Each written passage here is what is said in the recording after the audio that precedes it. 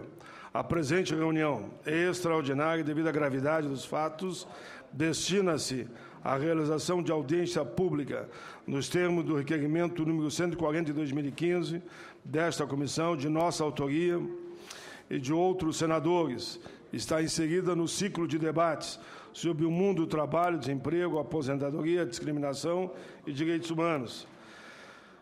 Esta segunda reunião do ciclo de debates tratará hoje sobre o projeto de decreto legislativo do Senado, número 43 de 2015, que cerca de quase 1h da madrugada da semana passada foi votado um requerimento de urgência que surpreendeu a todos. Eu mesmo já não estava mais na casa, uma vez que foi nos informado que não teria nenhuma votação, a não ser uma votação simbólica da reforma eleitoral já acertada.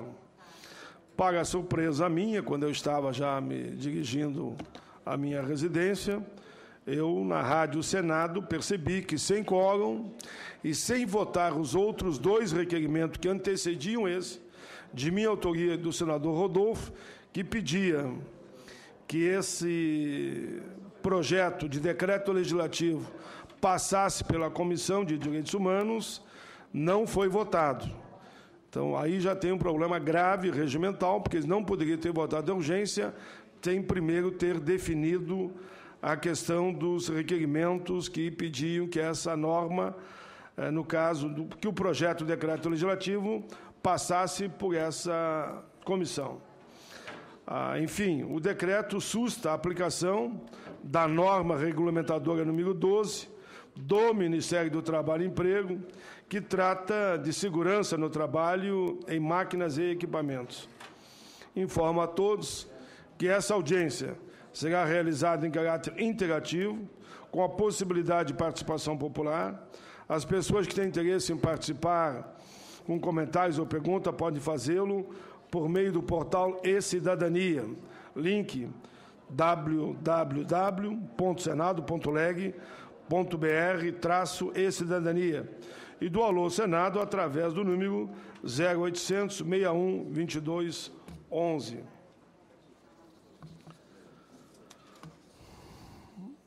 Bom, não vou precisar fazer grandes falas aqui, mas sejam todos bem-vindos a essa audiência pública, repito, extraordinária, para debater o decreto legislativo número 43 de 2015. O decreto teve regime de urgência, como eu dizia, aprovado na última sessão da semana passada. O principal objetivo dessa medida é sustar a norma reguladora número 12, a NR 12 do Ministério do Trabalho e Emprego. A norma foi um marco na área da segurança do trabalho, ao prever medidas obrigatórias de resguardo da vida dos trabalhadores na produção e montagem de máquinas e equipamentos. Ou seja, essa norma, como eu já disse há um tempo atrás no plenário, que vai, no mínimo, nos dar mais segurança, não que vai conseguir 100%, porque os acidentes no Brasil ainda é uma vergonha a nível internacional, o número de acidentes que acontecem. Nós ficamos entre os 5 países, com certeza, que mais acidentes de trabalho tem no mundo. E aí não é só a vida, né? É sequelas, é perda de braço, de perna, enfim, de membros. É uma agressão, para mim, até covarde, eu diria, ao trabalhador, quando você quer diminuir as normas de segurança. Se me falassem para mim, olha, a norma número 12 pode ter algum excesso, vamos sentar, vamos discutir. Como eu sei que aquela comissão tripartite ou faz, é uma coisa. Agora, querer simplesmente revogar toda a norma é da maior gravidade. Enfim, só para situar aqueles que estão ligando à TV Senado nesse momento, essa nossa audiência é transmitida pela TV Senado, pela Rádio Senado, pela Agência Senado, para todo o Brasil. Todos nós sabemos das mazelas causadas pelos milhares e milhares de acidentes de trabalho que afetam a nossa gente. sobre a alegação de que as empresas estariam perdendo capacidade de competição, alguns senadores querem derrubar a norma que defende, reafirmamos aqui, a vida e o corpo e a saúde de milhões de trabalhadores. Não podemos aceitar esta situação. Segundo a Organização Internacional do Trabalho, a OIT, o Brasil, eu falei 5, aqui é 4, o Brasil é o 4º país do mundo em acidentes fatais no trabalho. Segundo dados da Previdência, só em 2013, o Brasil registrou mais de 717 mil acidentes de trabalho e em torno de 2.800 mortes. E assim mesmo eles querem diminuir a segurança do trabalhador. Estamos aqui, consequentemente, contra esse retrocesso e, por isso, os senhores foram convocados. Teremos 2 mesas. Eu já de pronto agradeço a todos pela presença, já que essa convocação foi feita praticamente sexta-feira. E todos os convidados estão aqui presentes para discutir esse tema que preocupa, com certeza, a todos nós. E eu espero que o Senado não cometa essa insanidade de votar essa matéria como está previsto para hoje à tarde. Lá na Câmara eu não duvido, que lá acontece de tudo, mas aqui no Senado, o Senado não tem se apresentado ao povo brasileiro com essa visão atrasada de retrocesso e desumana. Por isso que o debate é aqui na Comissão de Direitos Humanos. Eu sei que na Câmara há um movimento também nesse sentido, mas a nossa obrigação aqui no Senado é de não permitir que isto venha a acontecer. Eu disse, quando entrevistado nesse fim de semana, que essa norma, para mim, é tão grave quanto a terceirização. Nós estamos viajando o Brasil todo aí no combate à terceirização, para não permitir que seja votado nos moldes que eles estão querendo. Não vai ser agora que vamos aceitar uma medida que acaba sendo, na minha avaliação, tão grave quanto a terceirização. Uma demonstração clara que nós, que inclusive estamos no fórum de combate a esse tipo de procedimento, tínhamos razão. Há uma onda conservadora que avança sobre o Congresso de forma desumana, truculenta e que visa retirar os direitos dos trabalhadores. Isso é real e é fato. E, claro, alguém já disse, eu repito, mas vou dar o meu enfoque, que é em cima das grandes crises que surgem algumas alternativas. Mas as alternativas que eles estão apresentando aí é só ferrar os trabalhadores. Isso é inaceitável. Que a gente, como trabalhador, como entidades aqui que tem essa preocupação, aceitam esse desafio de fazer o bom debate e o bom combate, mas não virem com medidas como essas duas, a terceirização, e agora essa de retirar até o direito do trabalhador. E eu falo com uma certa tranquilidade, porque eu venho da área da segurança do trabalho. Eu sou do tempo de técnico de segurança do trabalho. Então, eu conheço relativamente o que é o mundo do trabalho, e não só trabalhar ali na máquina, mas andar por dentro das fábricas. Eu trabalhei em meia dúzia de fábricas, em todas elas eu acabei entrando ou na CIPA e depois fiz o curso de técnico de segurança no trabalho. E eu sei o quanto que é importante as normas que venham prevenir, principalmente, prevenir as questões dos acidentes no trabalho. Porque depois que aconteceu, correr atrás só da perna que foi amputada, de ver o que vai explodir, o braço, ou uma doença, as sequelas que ficam. Mas esse debate nós aqui vamos fazer, e eu espero que no fim do debate a gente tome alguns encaminhamentos concretos. Eu já vou incluir ao natural ela no debate da terceirização. Nós vamos retomar o debate nos estados, o próximo é a Bahia, e vamos fazer com que, claro, o fórum é importante que dê opinião, mas depender de mim, já tem que ser terceirização e o combate aos acidentes no trabalho, visando rever essa questão aí dessa urgência que eles estão querendo colocar e querendo votar, inclusive, no dia de hoje. Vamos à composição da primeira mesa, serão 2 mesas. A primeira mesa, convidamos de imediato o diretor de assunto legislativo da Associação Nacional dos Magistrados da Justiça do Trabalho, ANAMATRA, doutor Luiz Antônio Colucci. Tudo bem, doutor Colucci? Seja bem-vindo aqui.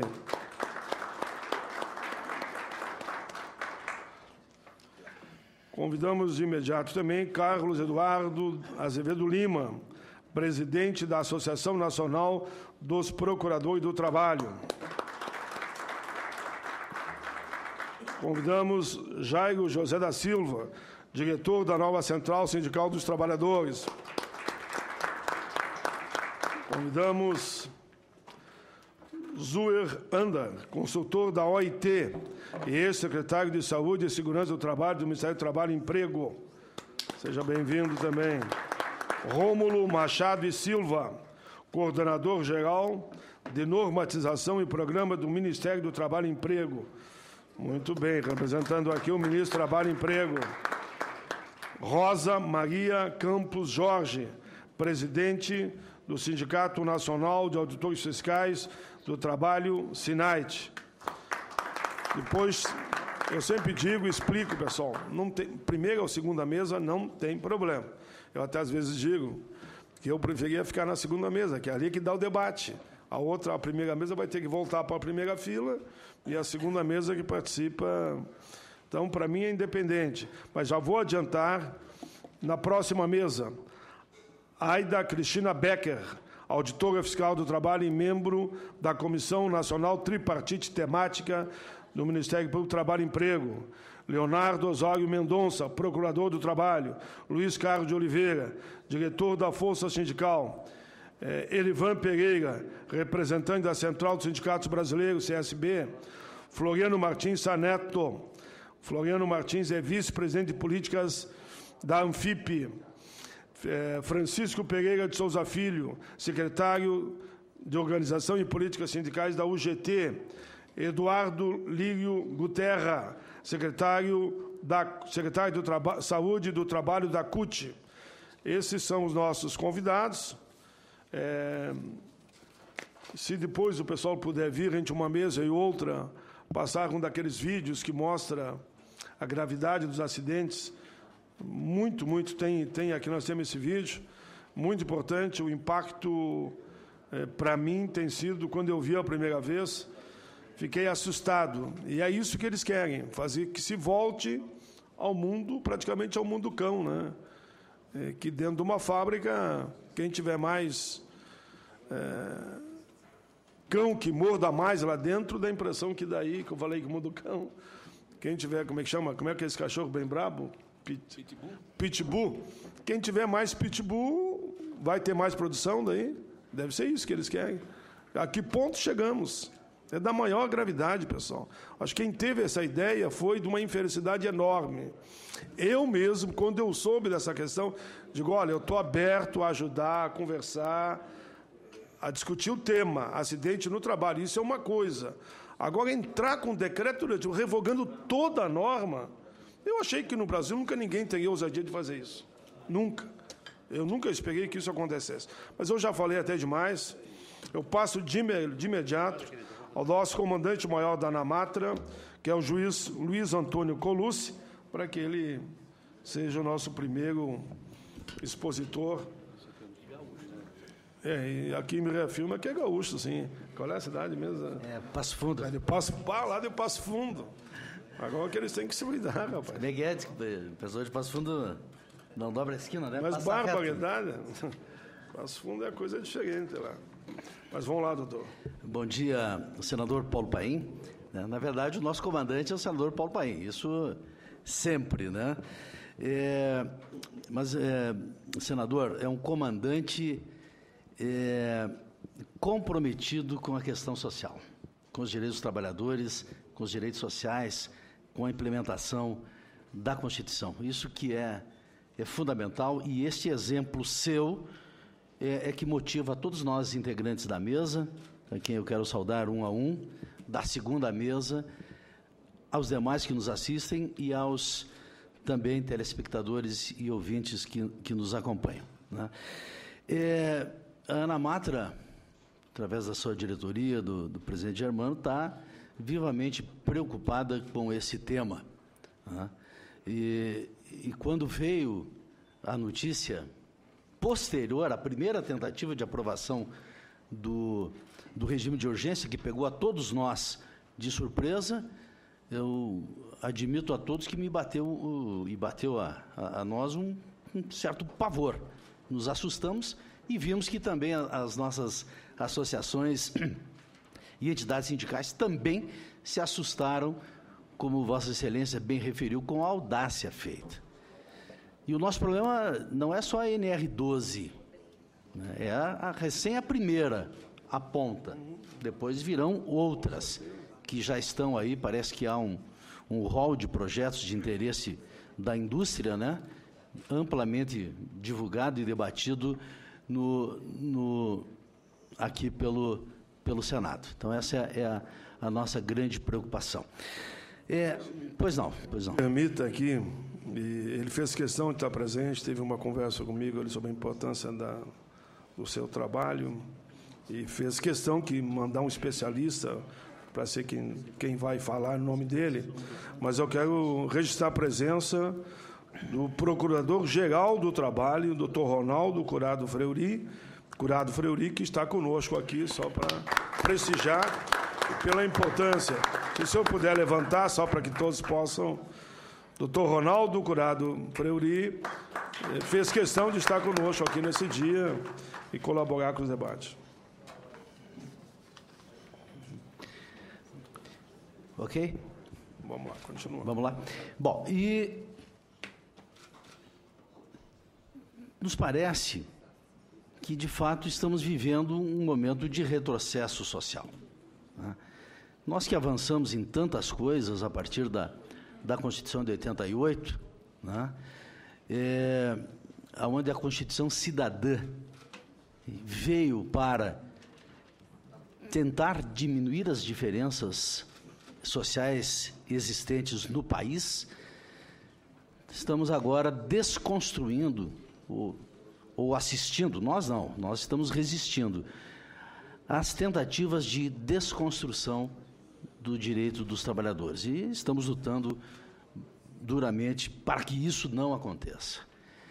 A NR12, prezados participantes dessa audiência pública, é um marco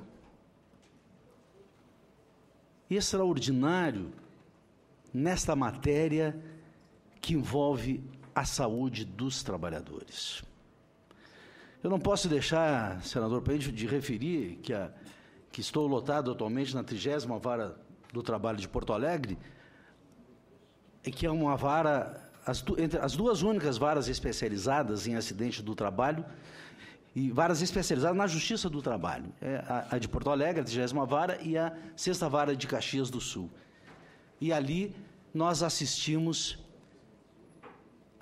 passivamente, não, porque tentamos, por meio das decisões judiciais, por meio das indenizações, das condenações, mostrar que o empregador precisa necessariamente dar segurança ao trabalhador. Então, a quantidade de acidentes do trabalho que nós examinamos, o estrago, permitam que eu use essa expressão, na vida das pessoas e das famílias, é chocante.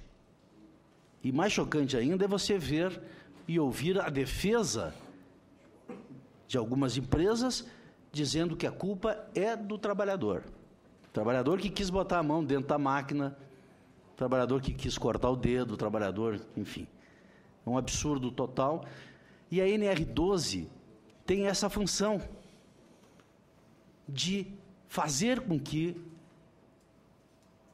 o empresário se organize de tal maneira que se evite os acidentes.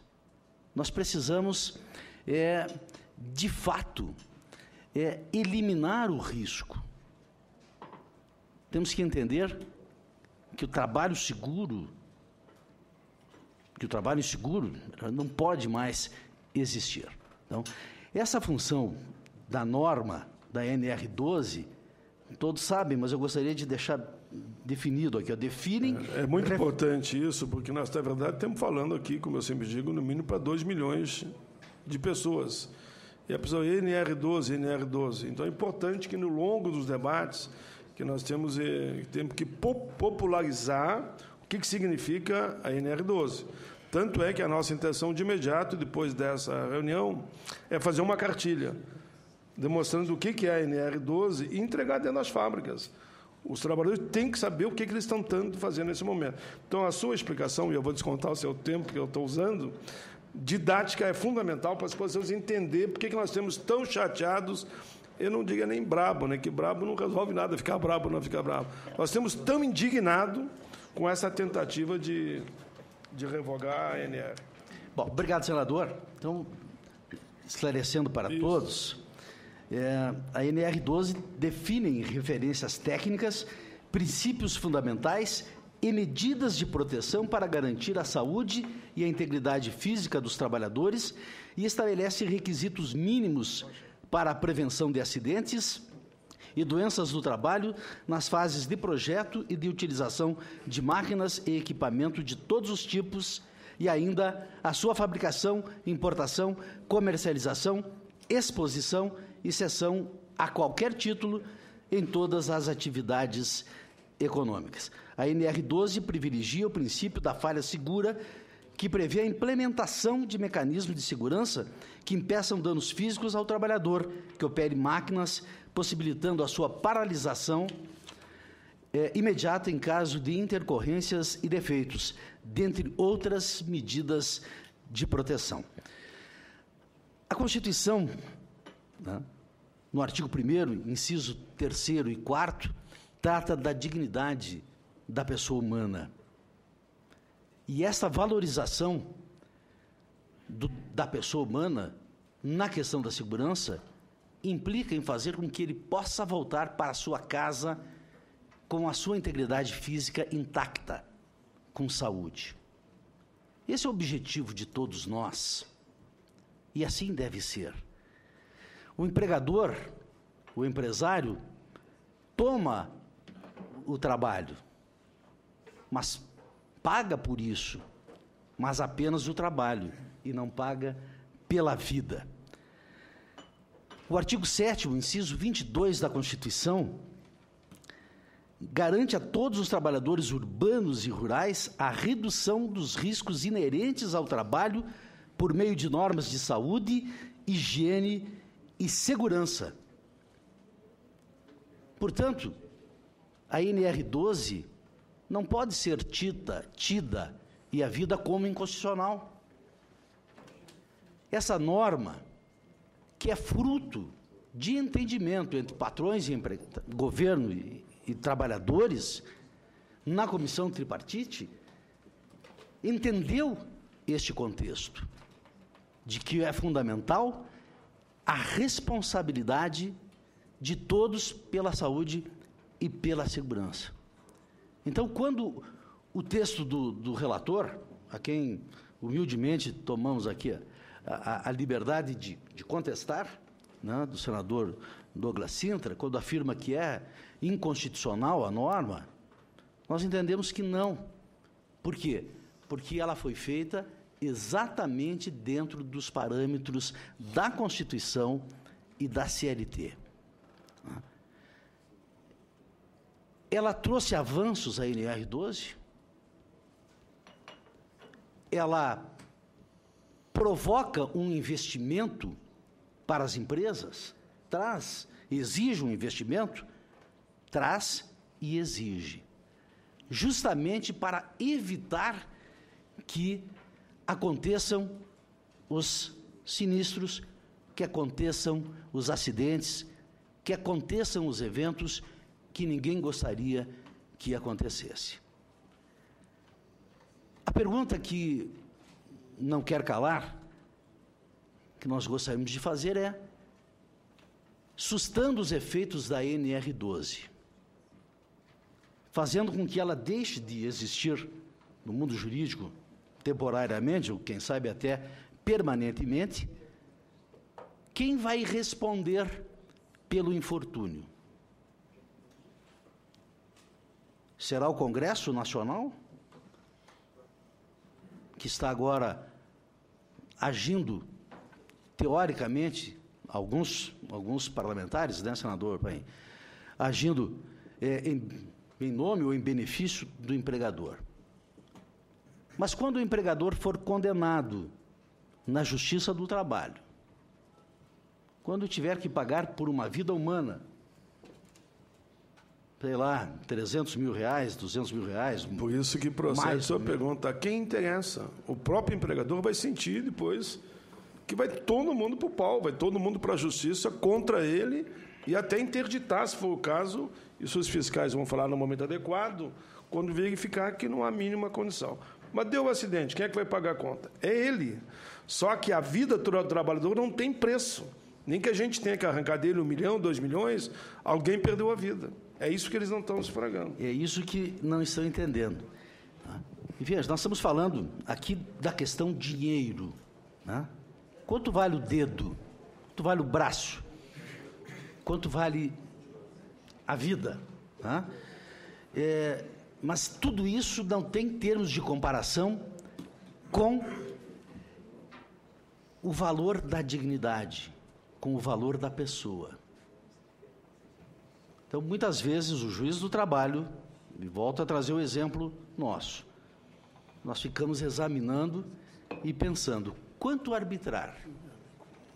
Às vezes, prezados, é uma empresa pequena, às vezes é uma empresa grande, multinacional, às vezes a gente se depara, mas posso arbitrar o mesmo valor para uma empresa grande ou uma empresa pequena? No relatório do relator, tem isso. Temos que tratar de forma diferente a empresa grande e a empresa pequena. Como se o operário da pequena tivesse um preço no braço dele e da grande outro preço. Não dá, né? Isso não tem cabimento, gente. Podemos tratar isso tributariamente, na questão fiscal, né? Mas quanto à vida humana, todos são iguais. Aliás, a Constituição nos garante isso. Todos são iguais perante a lei. Todos devem ser tratados da mesma forma. Além disso, para a gente avançar aqui um pouco, a nossa NR12 está de acordo com o texto da Convenção 119 da OIT. Quer dizer, que nós somos signatários, né? Que nós estamos de acordo com ela. Que a OIT vai falar depois. E a OIT vai falar depois, não preciso nem me preocupar aqui. Né? Outro aspecto importante para a gente referir é que, em momento algum, a NR12 ultrapassa ou avança na competência do Senado ou do Congresso Nacional no que se refere à elaboração dessa norma. A NR12 é uma norma técnica estabelecida conforme a lei e a Constituição. Em momento algum, o trabalho feito na comissão tripartite, né, extrapola ou avança essa legislação. Só para situar, não sei se é com você, para quem está nos assistindo, a comissão tripartite é composta por quem nesse caso? Alguém pode aqui citar? Sim. Deixa que ele já contribui ali. Tá, ok. Que é muito mais para quem está assistindo nós.